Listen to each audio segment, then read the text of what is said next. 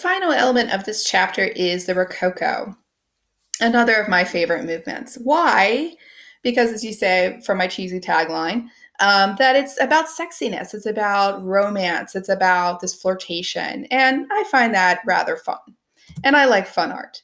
The Rococo was a natural reaction to the Baroque before it, as most of these movements tend to be now. So, one of the things I'll mention here, and you should keep in your mind, is that a lot of this, these movements now are about sort of the back and forth of sort of trends, right? The Renaissance, logical and orderly, the Baroque, energetic and dynamic.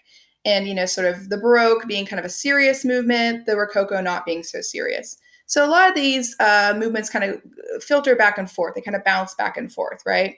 One to the other. Renaissance, very logical. Mannerism, again, not. So the Rococo is a very logical reaction to the sort of stranglehold of the French Baroque and Louis XIV. It comes into play after Louis XIV dies and Louis XV rises to power. And Louis XV was known as being much more of a fun king. Like, he wanted people to be having a good time, being happy. And he wanted them to go after their own pleasure, let's say. And so we see this lighter kind of style emerging. The artist who's often credited for starting the Rococo is Watteau, who actually was not a French artist by birth. So it's hey, what are you going to do? But Watteau, he was credited for sort of starting this style and doing it while he was still actually in the French Academy of Art. This piece is credited as his graduation piece, or sometimes as his admission piece. I've heard both stories now. But for a long, long time, I always heard it as the graduation piece. And it was said that he wanted to start kind of a new trend. He called it the fête galante. Now, spelling that is fête, F-E-T-E, which means party in French, and gallant, G-A-L-L-A-N-T-E, which is like gallant or great.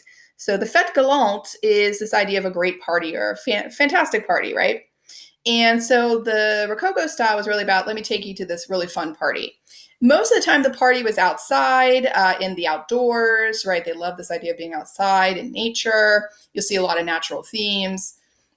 And you'll notice that it's always sort of these frisky, fun, sexy kind of things going on. Here, for instance, we're on the island of Love. Cythera is the island of Venus. And you actually see her in the painting over on the right-hand side, the statue over there. Is thought to be the statue of Venus, and below her, that's thought to be Cupid, right? The little weird little boy who seems out of place. And then you have these three couples, who some people interpret, are they leaving the island or coming to the island? I always interpret it they're leaving, because they look like they're getting up and they're getting ready to go. And as the last couple seems to look wistfully back at the love, right?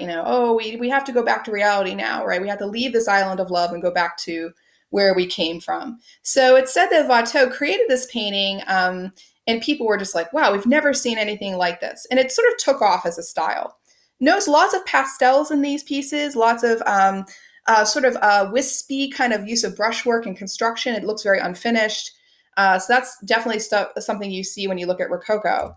Another famous one that I really love, of course, is Fragonard's The Swing. This is probably one of my all-time favorite paintings. I just adore it. I just think it's really fun. Where you have this woman in this beautiful pink frothy dress, and she's swinging and she's kicking her shoe off, right? She's having a great time. You look over and you see there's a man kind of pushing her on the swing. Back in those days, you'd have kind of ropes, it would be a little different than us pushing each other today, maybe on a swing. And then you notice that her lover's sort of in the bush looking up her skirts, right? So many people talk about how this is sort of a painting where she has set this whole thing up. So she's kind of playing a joke on this guy while her lover looks on.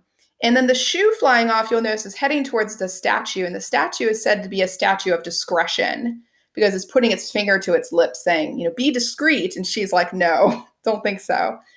And shoes off the foot back then meant loss of virginity. So I beg to question, we already know what's been happening with her, right? But notice that, again, Rococo is really about this fun, sexy fantasy, right? This sort of let loose, do as you want. Again, notice pastels, right? This sort of frothy, kind of unfinished landscape. Many people refer to these trees as Fragonard's broccoli trees, that they almost look like broccoli.